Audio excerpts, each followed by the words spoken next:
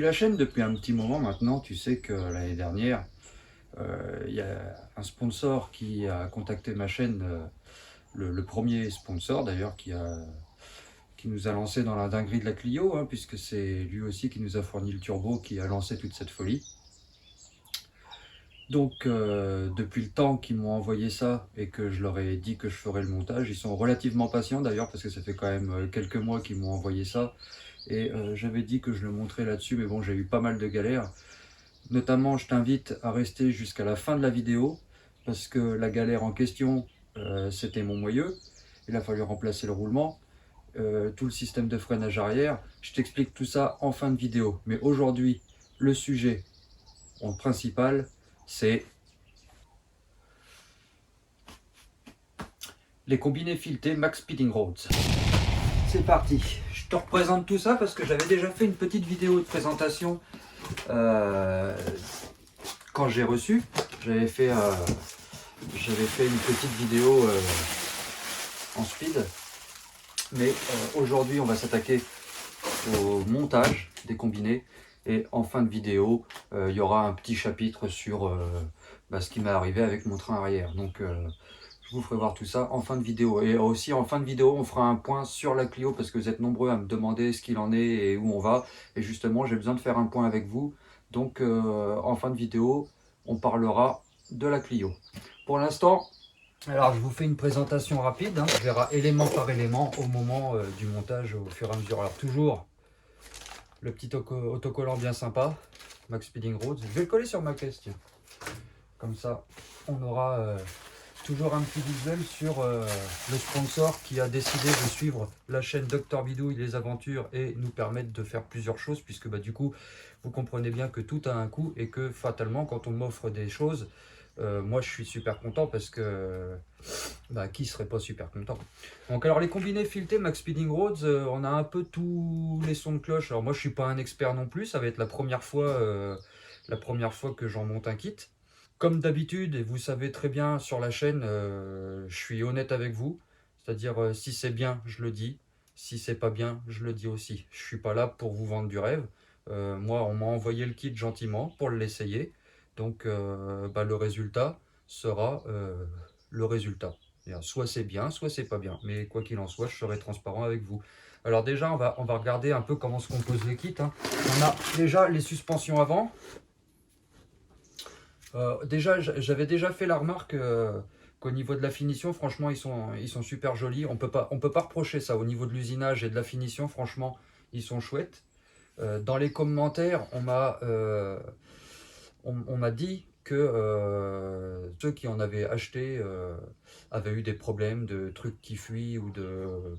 écoute, moi, je pense pas avoir reçu un kit spécial qui a été conçu spécialement pour passer en image. Donc pour moi, le kit que j'ai reçu, ce sera exactement le même que n'importe qui recevra. D'ailleurs, accompagné de la livraison, il y a aussi un code promo. Hein, en tapant bidouille, vous avez toujours les fameux moins 10%. Ça change pas. J'avais vu une vidéo qui parlait notamment des tubes. Alors que c'était des tubes creux et qu'il y avait possibilité de les plier ou même d'avoir des casses. Alors, malheureusement, je pourrais pas, je vous dirai à l'usure ce que ça dit. Après, ce que je vois par contre, tu vois, c'est que ça fait un moment qu'ils sont dans le carton et à l'abri. Et par contre, c'est en train de piqueter, de rouille. Est-ce que ça peut avoir un incident ou pas? Moi, je pense que par sécurité, cette partie-là aurait dû être peinte ou au moins fermée. Je pense que l'idéal, c'est que ce soit fermé ici, hein, que le tube soit étanche. Quoi qu'il en soit, je ne mets pas en doute la fiabilité des machines. Et de toute façon, on saura à l'usure si ça vaut le coup ou pas, si c'est propre. Moi, je ne suis pas là pour vous faire la publicité. Hein, je suis là pour vous faire découvrir le kit et puis vous faire voir ce que ça donne une fois sur le véhicule. Après, je suis pas dans la pièce, hein, je peux pas vous dire c'est pas moi qui les fabrique. Moi, je suis là uniquement pour vous les présenter. Donc, les suspensions avant. Donc, on aura déjà les deux suspensions avant à mettre. Je vous les mets dans le bon sens comme ça. Voilà. Donc bah, avec le deuxième, hein, j'avais pas déballé le deuxième. Le premier, je l'avais ouvert pour vous le présenter quand je les ai reçus. Ensuite, on a les amortisseurs arrière. Donc eux, ils sont jolis aussi, comme tout. Donc là, au niveau du fonctionnement, hein, je vais vous expliquer tout ça. Les ressorts qui vont à l'arrière, ce que tu connais hein, sur sur les BM déjà en règle générale, tu as le ressort et l'amortisseur à côté. Le ressort, lui, il est fait pour amortir et l'amortisseur est fait pour stabiliser. Est-ce que c'était juste un ressort, tu serais comme ça tout le temps. Donc du coup, tu as un amortisseur pour... en fin de compte, l'amortisseur, son rôle, c'est d'amortir le débattement, si tu veux. Amortisseur. Et puis, on a ces cales-là. De toute façon, je connais pas bien le kit, donc je vais quand même regarder sur la notice en amont pour avoir un montage correct, parce que c'est pareil. Les personnes qui en disent du bien, les personnes qui en disent du mal, mais on n'est pas là non plus avec eux pour voir si ça a été monté correctement, comment est utilisé le véhicule derrière. Donc je pense que si réellement c'était de la merde, avec la quantité de combinés filetés qui sont vendus, je pense qu'il y a longtemps que Max Speeding Road serait coulé sous la justice, parce que il y en a quand même énormément qui ont ces suspensions sur leur véhicule et j'ai pas entendu plus que ça de commentaires négatifs. Donc je dirais pas que j'y vais les yeux fermés, mais j'y vais quand même avec une certaine confiance. On a donc la deuxième suspension arrière hein, et le deuxième morceau. Alors par contre, j'avais pas vu la première fois que j'ai ouvert, c'était les... Ah si, je les ai. Donc les clés pour faire le réglage des suspensions. Alors, pour ceux qui ne connaissent pas, parce que c'est vrai qu'on fait voir les montages, tout ça, mais il y en a qui ne connaissent pas le principe de pourquoi des combinés filetés. Alors à l'époque, alors ouais, je sais, ça fait bizarre de dire à l'époque, mais enfin bon, j'ai plus 20 ans, hein, je serais curieux d'ailleurs de savoir l'âge que vous me donnez en commentaire, parce que c'est rare que les gens arrivent à me donner le bon âge. Je vous le dirai dans la prochaine vidéo, quel âge j'ai réellement. À l'époque, je sais même pas si les combinés filetés ça existait, mais quand tu voulais rabaisser ta voiture, t'achetais des ressorts courts ou carrément des kits courts. Mais alors, du coup, tu étais obligé d'analyser avant ta voiture si tu mettais moins 2, moins 3, moins 4 pour savoir de combien tu voulais la rabaisser. Et tu n'avais pas toujours un résultat à la hauteur des mesures que tu avais fait, hein, puisque tu as beaucoup de choses qui rentrent en compte. Tu as la dureté du ressort, la façon qu'il est comprimé. Tu as énormément de choses. Tu avais aussi les petits malins qui se disaient ah bah, je vais pas acheter des combinés, je vais pas acheter des kits courts, hein. Je vais couper mon ressort, comme ça je vais gagner 3 cm. On en a vu un paquet de ces trucs-là. Hein. Il faut savoir qu'un ressort, je le dis parce que je suis sûr qu'il y en a qui le font encore. Un ressort, bah là c'est pas un bon exemple parce qu'il est tout petit, mais il a exactement la même forme. Tu vois la finition d'un ressort, il finit plat sur le dessus. La forme qu'il a est étudiée pour travailler à plat. Quand tu coupes un ressort, c'est hélicoïdal. Tu le coupes pour le rabaisser. Regarde ta surface comment elle va être. Tout en travers, ce qui veut dire que l'appui que tu vas avoir une fois que le ressort est remonté, il est de traviole. Ce qui fait que le jour où tu as le bout là, il est plus maintenu correctement dans la tête en haut. Ce qui fait que le ressort, il peut se barrer n'importe comment. Et ceux qui font ça, couper les ressorts pour rabaisser les voitures, à part risquer de se foutre la gueule en l'air, et au passage, ceux qu'on croise, il n'y a pas grand intérêt. Donc, vaut mieux laisser la voiture à sa hauteur d'origine, ou mettre des ressorts et des suspensions appropriées, plutôt que de s'amuser à découper les ressorts. Donc ça, c'était la petite parenthèse que je faisais, parce que je sais que ça se faisait, et je sais que ça se fait encore, puisque même sur YouTube, on arrive à voir des vidéos avec des mecs qui rabaissent leur voiture en coupant les ressorts. Donc ça, je trouve ça un peu... à la limite, tu vas dans les champs, en plus, il va tellement travailler le ressort qu'il va se barrer. Enfin, ne coupez pas les ressorts, ça sert à rien, c'est hyper dangereux, et puis c'est pas étudié pour ça. Hein. Le ressort a une forme exprès pour être comme ça. Il n'est pas fait pour être recoupé, et voilà. Donc déjà, c'était la petite parenthèse. Donc du coup, pour en revenir à pourquoi les combinés filetés, donc à l'époque, il y avait des kits courts. Et les combinés filetés, en fin de compte, c'est tout simplement parce que la butée de ton ressort est variable, du coup, puisque ces cales, ce sont des filetages, justement. Et tu peux régler la dureté du ressort, et puis en fonction de la... Tu peux même régler... Putain, il est serré. Et tu peux régler la longueur de ton amortisseur. Ce qui fait qu'au final, tu peux vraiment faire un réglage optimal de ta hauteur de caisse. Donc c'est pour ça que y a des combinés filetés. Comme ça, tu peux faire un réglage nickel. Au niveau du carrossage. Alors, petit rappel, le carrossage, qu'est-ce que c'est? Tu as ta voiture face à toi. Le carrossage, c'est cet angle-là. D'accord? Carrossage positif, carrossage négatif. Les BM ont toujours tendance à être un petit peu... On connaît, hein? Et du coup, tu as un réglage ici pour pouvoir corriger ton carrossage.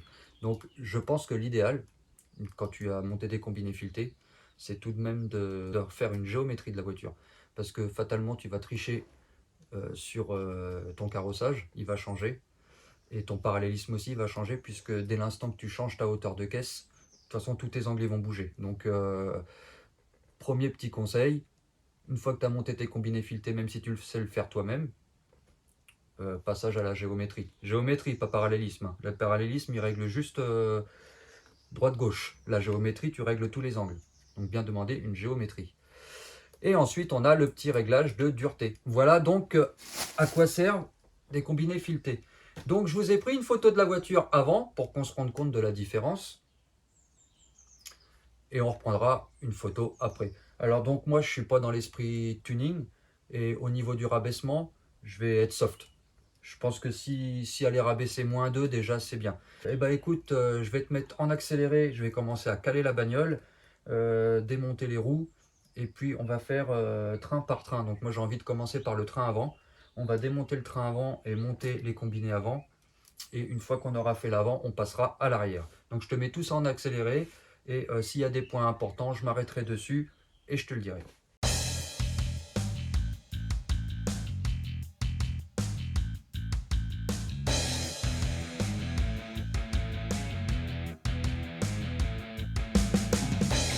Bon, alors une fois que les roues sont démontées, on va regarder tous les éléments à retirer. Là, on va ouvrir le capot pour avoir accès aux 3 vis qui tiennent la suspension. Ensuite, en dessous, on va avoir les 2 boulons là, ici et ici, qui tiennent la suspension. On va avoir les flexibles là qui sont accrochés dessus à défaire. Et on a également ici la vis qui tient le porte-moyeu à défaire. Et normalement la suspension tient. Alors sur l'origine, tu vois, on voit que c'est bouché la jambe. Donc je pense que sur les kits Max Speed devrait les boucher. Ensuite on a les 3 vis qui tiennent le dessus et à descendre.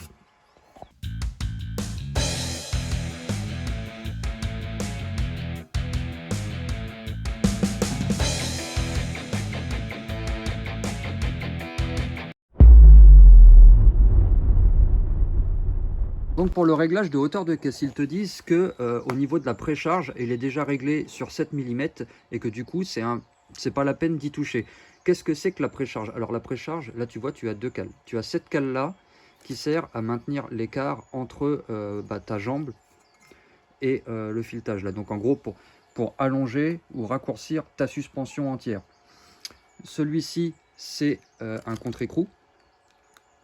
Et là, c'est l'écrou qui maintient justement la précharge. Alors la précharge, c'est la force qui est exercée sur le ressort à vide. Donc en fin de compte, quand la pièce est assemblée, ici, il est serré de manière à ce qu'il y ait déjà une précharge sur le ressort. Donc ils disent que ça, faut pas y toucher. Et ici, c'est ce qui va nous permettre de régler la hauteur de caisse. Ça, c'est le contre-écrou et ça, c'est fileté. Donc c'est pour ça que c'est important qu'on fasse le réglage tout de suite, parce que ça va être la longueur de la suspension en général qui va compter.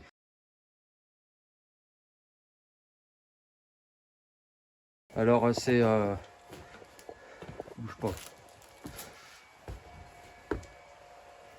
Bon là, déjà rien que quand on regarde l'arrière qui n'est pas encore descendu, on est très bas. Hein. On est très bas. Je vais laisser comme ça pour le moment. Je pourrais faire l'arrière aussi pour voir. Mais ouais, tu vois,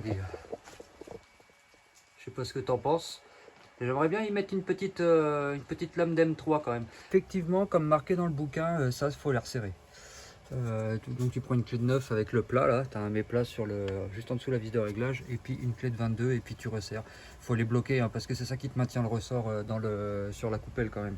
Donc effectivement, c'est marqué dans le bouquin de contrôler le serrage de la vis centrale. J'ai contrôlé le bouchon de la vis centrale. Par contre, pour contrôler le réglage des BTR, alors, ils te fournissent deux clés, mais c'est pas la bonne taille. Alors si tu as des BTR. Donc du coup, maintenant on va s'attaquer à l'arrière. Hein. Je vais tout faire. Parce que là c'est pareil. Au final j'étais obligé d'arrêter parce qu'il a fallu que je redémonte 3 fois hein, pour régler. Donc là, je te dis, j'ai laissé 3 cm entre les deux baguettes. C'est ça qui correspond à cette hauteur là plus ou moins. Donc là je vais démonter l'arrière. Je vais déjà démonter le capitonnage pour voir les têtes de suspension, et puis je remplace tout ça et je te prendrai des petits clips au fur et à mesure et je te fais un récap à la fin. Alors là pour l'arrière, ce qui est chiant, pour les démonter d'en haut, il faut que tu ailles dans le coffre. Donc le ressort, tu le vois, il est là. La fixation du bas de l'amortisseur ici. Donc jusque là ça va, mais pour avoir les têtes de vis de l'amortisseur, il va falloir démonter le capitonnage parce que les vis sont derrière. Donc c'est la seule partie qui est pénible pour l'arrière. Quand tu tires sur la moquette de par derrière, elle vient assez bien. Tu as juste le cache du feu à retirer pour pouvoir le retirer correctement. Puis après tu n'as plus que la plaque goudron là. Et du coup l'amortisseur est juste derrière. Donc, tu vois, c'est les deux vis qu'il y a là. Donc alors pour l'arrière, je vais quand même te montrer 2-3 trucs parce que alors déjà tu vois, c'est toujours marqué hein.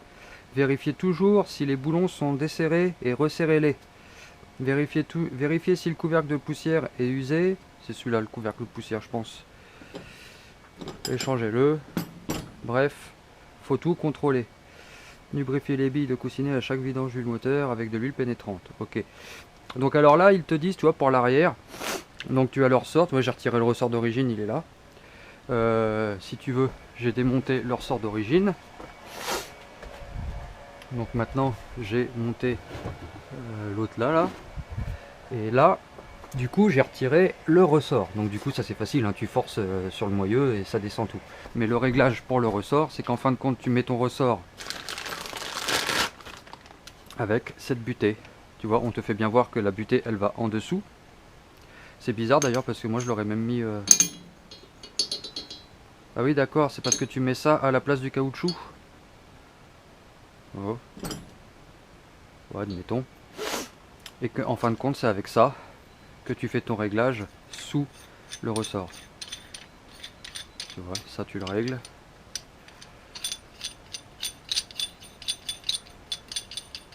En fin de compte, il faut toujours que ton ressort soit en contrainte.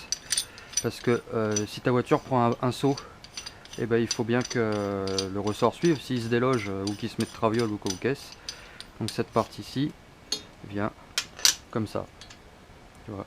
J'aime pas spécialement. Je suis pas très fan. Est-ce que ça... Ah bah attends. Et bah là je crois que j'ai ma solution. Déjà je crois que ça va aller comme ça. Et puis la partie plate en bas. Enfin plus ou moins plate. Ouais. Et puis voilà. Je vais garder la GoPro comme ça tu vois ce que je fais et puis tu comprends plus ou moins. Alors au niveau de la dureté du ressort, de l'amortisseur, j'ai fait pareil, je l'ai resserré sur le hard les 24 points et j'ai reculé de 6. Hein. J'ai réglé à peu près la même dureté que l'avant. Je verrai à l'utilisation, de toute façon, comme je te l'ai déjà dit, j'ai jamais monté ces combinés là. Par contre, si autre chose, sur les suspensions avant, tu te rappelles, il y avait marqué droit et gauche. Alors par contre, pour les suspensions arrière, il n'y a pas de sens. Hein.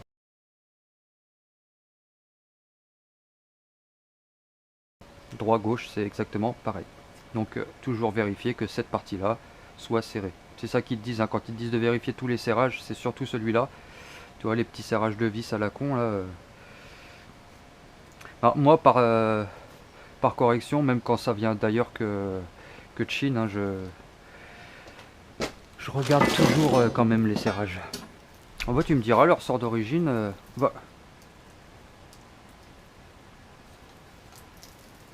Putain, mon ressort, il est cassé. Regarde. Eh ben, c'est pour ça qu'elle arrête pas de se balader du derrière. Mon ressort il est pété. Il manque de la longueur de ressort, il manque la fin de l'hélicoïdal. Mais tu vois, regarde, il finit à plat. Il finit pas comme ça. Donc là c'est pour ça que j'aime pas trop. Mais du coup je vais les mettre quand même parce que là maintenant je sais que celui-là il est mort. Donc déjà il aurait fallu que je change ça. Au niveau de mes suspensions, franchement je pense qu'elles ont l'âge de la voiture. Aussi bien l'avant que l'arrière. Ça je pense que ça y fera pas de mal. On verra bien ce que ça dit. De toute façon, il n'y a pas de secret. Alors je m'excuse par avance parce que je sais déjà que le son avec la GoPro il est pas terrible. Et l'image, je sais pas si elle est géniale non plus. Donc je m'excuse par avance pour la qualité. Peut-être qu'un jour ma chaîne fera suffisamment de vues pour que je puisse investir dans du matériel plus cher que ça. Et là le bout de mon ressort.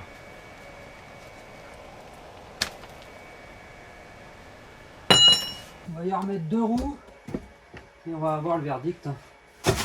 Soit le réglage c'est bon, soit le réglage c'est pas bon. Je pense qu'il va falloir que je m'y reprenne.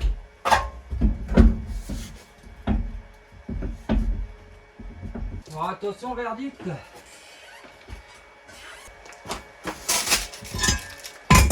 T'es prêt?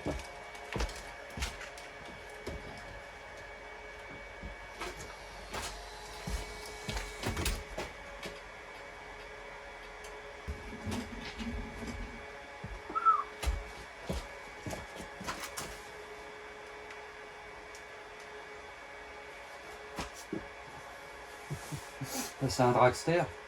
Il faut que je resserre. Il est serré le frein non ou pas là-dessus? Non, il a même pas mis le frein. Ouais, c'est juste pas possible. Elle est haute mon gars. Elle est même plus haute que l'origine. Là il me manque facile pour faire pareil que. Il me manque 2 cm pour faire pareil que devant. Donc bah, je vais raccourcir les amortos. Mais à mon avis, il faudra retirer les bacs de réglage sous les ressorts. C'est les ressorts qui compriment trop. Je pense. Là c'est. Elle est vraiment très très raide du cul. Bon bah. Je vais régler les amortisseurs arrière et puis je te ferai voir le résultat final. Et là.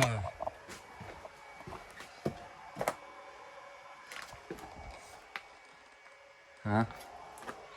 Faut que je fasse ça. Donc au final, j'ai mieux compris ce qu'ils essayaient d'expliquer. Tes suspensions, mais tes amortisseurs, tu les laisses démonter, tu vois. Tu les fais pas accrocher au moyeu.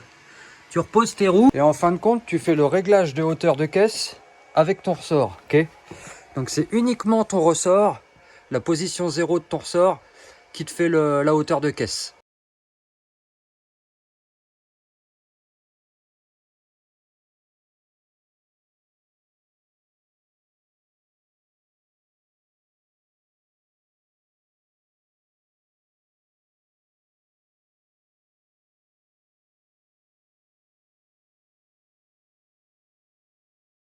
Donc concrètement, tu remets tes ressorts. Du coup, ils te disent bien un montage A, B, C, D, tu peux mettre ou pas mettre les cales. Pour avoir ce résultat-là, faut pas mettre de cales du tout. Non, même pas, il n'y a pas de cale du tout là. Il n'y a que le ressort et les 2 caoutchoucs. Et en fin de compte, tu mets tes ressorts et tu relâches ta voiture. Elle se pose et en fin de compte, dès qu'elle va être en appui sur le ressort, c'est là qu'elle va te donner son assiette définitive. D'accord? Une fois que tu as la bonne assiette, bah, si ça va pas, tu relèves, tu remets une cale ou tu en enlèves et puis après tu joues avec la cale réglable. Ça m'étonnerait que tu t'en serves parce qu'honnêtement, quand tu mets la totalité des cales, elle a le cul tellement haut que tu peux rien régler. Donc là, sans cale, mais tu peux quand tu rajoutes une petite cale, tu es un petit poil plus haut. Ça donne cette hauteur-là. Bah, après, elle a le cul vraiment haut. Et du coup, tu as ton assiette. Donc tu remontes ta voiture et tu laisses le ressort en contrainte d'un demi centimètre à peu près. Dès que tu vois que ça relâche le ressort, hop, tu le recomprimes d'à peu près 1,5 centimètre. Ok? Une fois qu'il est comprimé, tu règles ton amortisseur à cette cote-là. C'est-à-dire que ta vis, ça tombe en face. T'es d'accord?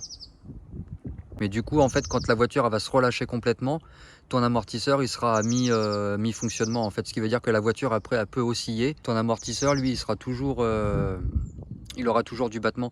Batman Tu règles ton amortisseur avec les roues en l'air. En fin de compte, à chaque fois que ta voiture va remonter, tu vas arriver tout le temps avec l'amortisseur embuté. Alors que lui, il faut qu'il ait une plage de travail. Il faut qu'il soit large en fait. Donc quand tu règles comme ça, logiquement, c'est bon. Donc peut-être qu'il y a eu cette erreur-là qui a été faite aussi pour les réglages des autres. Je sais pas, après je peux pas incriminer honnêtement. Il y a tout type d'utilisation. Moi c'est utilisation tourisme. T'en as qui vont faire du circuit, t'en as qui vont faire du drift. Je pense pas que tu puisses juger un matériel pour un ensemble d'utilisation.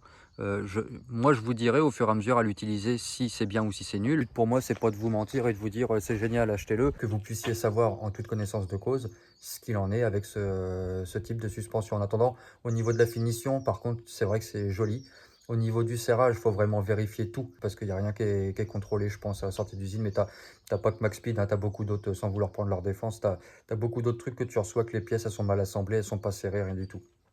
Donc ça, c'est pour la BM. Et si ça vous intéresse, vous me le marquez dans les commentaires puisque j'ai fait une vidéo pour mon moyeu, que j'ai remplacé le roulement.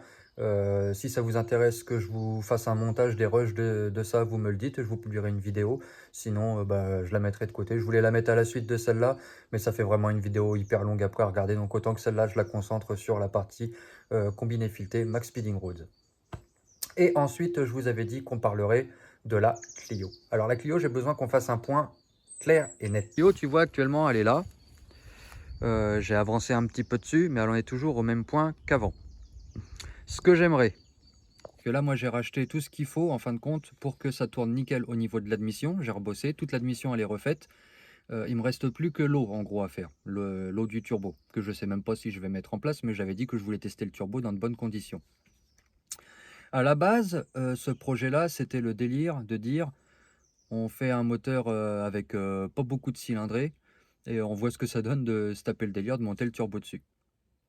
À la suite de ça, moi j'ai eu un truc qui me trottait tout le temps dans la tête et je vous ai dit que je voulais lui mettre un moteur diesel converti en moteur essence. Alors pour ceux qui n'avaient pas compris, j'avais bien dit que je transformais le moteur diesel en moteur essence.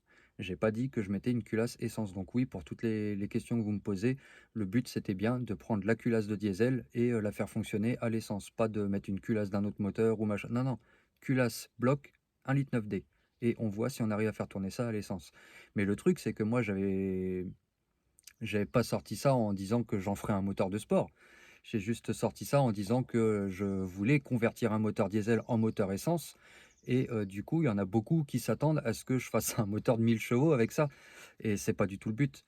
Alors, j'aimerais faire un point avec vous. Soit vous me mettez dans les commentaires ou vous me le dites en commentaire. Je mettrai un sondage sur la chaîne et vous voterez. Mais j'ai besoin de savoir ce qu'on fait.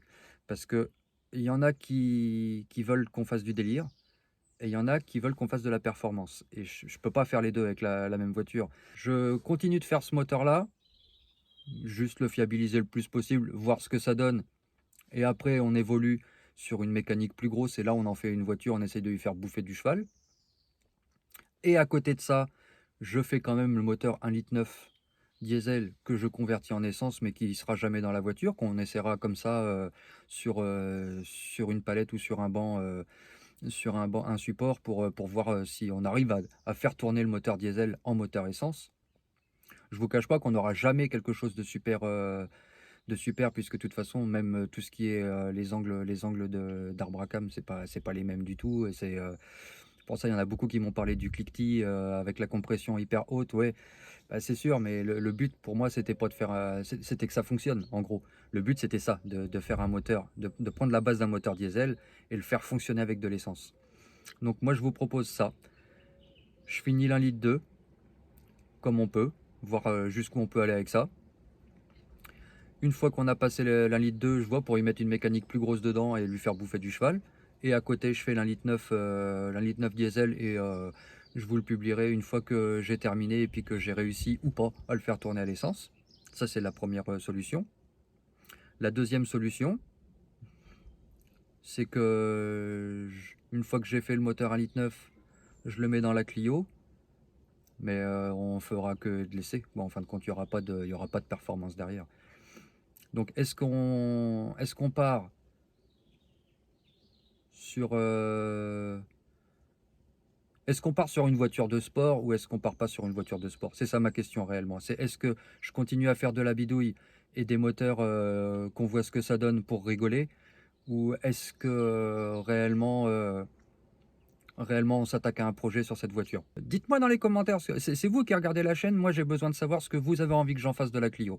La Clio, elle est réservée YouTube, elle est réservée Docteur Bidouille, donc elle subira ce que le plus grand nombre décidera qu'elle subisse. Moi, la chaîne, à la base, quand je l'ai ouverte, c'était pas du tout le projet. Je savais qu'un jour j'aurais envie de faire ça, mais c'était pas du tout le projet du jour. Mais là, j'ai besoin que vous me dirigiez, savoir ce que la Clio, elle devient. À l'heure actuelle, c'est un 1 litre de turbo. Là, la dernière fois que je l'ai essayé, il y avait un problème de tubulure d'air qui sautait. Là, tout ça, c'est réglé. Il n'y a plus de problème maintenant. Elle tourne, elle souffle, il n'y a pas de souci. Ça, je peux même vous faire une vidéo sur le devenir du 1 litre 2 turbo. Ça, il n'y a pas de problème, je vous ferai voir. Mais ce que je veux savoir, c'est l'étape d'après. Pour moi, dans mon sens, le mieux, c'est de faire le moteur 1 litre 9 à côté, le projet de convertir un moteur diesel en moteur essence, le faire réellement, ce truc-là, mais pas dans le projet de la Clio. De le faire dans le projet, voir si on arrive à le faire en fait. Et la Clio, trouver une mécanique qu'on fout dedans pour réellement faire une bagnole qui développe quelque chose. Voir ce qu'on peut réussir à faire avec cette voiture ou pas. Je vous laisse me dire dans les commentaires, c'est vous qui choisissez, vous me dites et moi je ferai en sorte de pouvoir réaliser le projet. J'attends vos réponses et en fonction de ça, je prendrai ma décision en fonction du nombre de personnes qui souhaitent faire plus ou moins, ou plus que moins, ou moins que plus. On verra bien de toute façon. Le meilleur moyen de soutenir la chaîne, c'est de s'abonner. Merci encore de me suivre. Je suis désolé d'avoir mis autant de temps à vous en ressortir une. Entre deux, j'ai réussi à vous faire une petite vidéo. Bon, je l'ai trouvé un peu lamentable parce que franchement, elle était très courte sur ma remorque. Mais avec le temps, on a de la pluie dans tous les sens. On est obligé de courir de partout. Le garage, il n'était pas prêt pour accueillir la BM. Donc, j'ai pas pu la faire avant. Donc ça a été un enchaînement de galères, mais là comme j'ai avancé un petit peu sur tous les chantiers, j'ai déjà du rush d'avance pour un peu tous les chantiers, donc je vais pouvoir vous en republier plus vite. Là j'ai commencé à faire un peu de mécanique sur la mini-pelle, sur de l'hydraulique, donc je pense que ça peut en intéresser quelques-uns, donc ça c'est une vidéo qui sortira aussi. Et ben, j'attends vos réponses pour la Clio 1 litre 2, et de toute façon il y a une vidéo qui sortira pour montrer ce que donne le 1 litre 2 avec toutes les bricoles que j'ai fait. Donc on ira refaire des essais de la voiture et on fera le tour de ce à quoi ressemble aujourd'hui et comment elle fonctionne. Et encore un grand merci à MaxSpeed de sponsoriser la chaîne. Ça fait plaisir d'avoir des sponsors qui s'intéressent à des petites chaînes. Franchement, je leur en suis reconnaissant et un grand merci. En attendant, je vous dis à bientôt. Prochaine vidéo.